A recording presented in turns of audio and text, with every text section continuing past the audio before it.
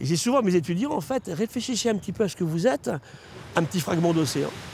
Et on dépend complètement de cette biodiversité parce qu'elle nous entoure, mais on ne mange que de la biodiversité, que du vivant, et on ne coopère qu'avec.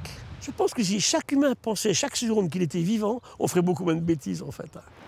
Infatigable éveilleur de conscience, Gilles Boeuf arpente avec gourmandise les sentiers de randonnée du Cap Sizun.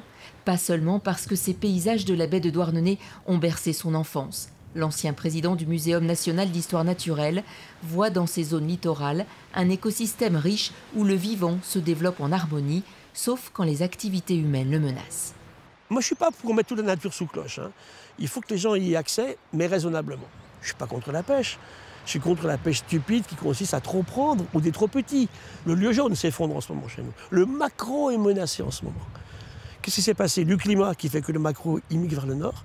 On a calculé qu'ici, en face de la pointe bretonne, en face d'où on est en ce moment, là, nos poissons font à peu près 27 km par an vers le nord. Face à l'océan qui se réchauffe, à la biodiversité qui s'effondre, l'éminent biologiste prône la sobriété et nous invite à l'action. Il faut changer et s'adapter en prenant exemple sur la nature. C'est le principe du biomimétisme. Et le vivant, c'est des solutions. Je dis souvent, une libellule, elle vole à 90 km/h avec 2 watts. Vous me connaissez un polytechnicien qui sait faire ça, vous? Non. Donc allons voir.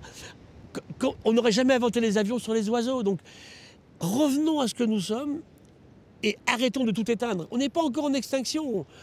On est sur un effondrement du nombre des individus dans les populations naturelles sauvages. La pire des actions, ça serait l'inaction. Parce qu'encore une fois, on ne pourra pas s'adapter sans changer. Comment on change? Gilles Boeuf apportera quelques réponses ce soir lors d'une conférence publique au Chapeau Rouge à Quimper.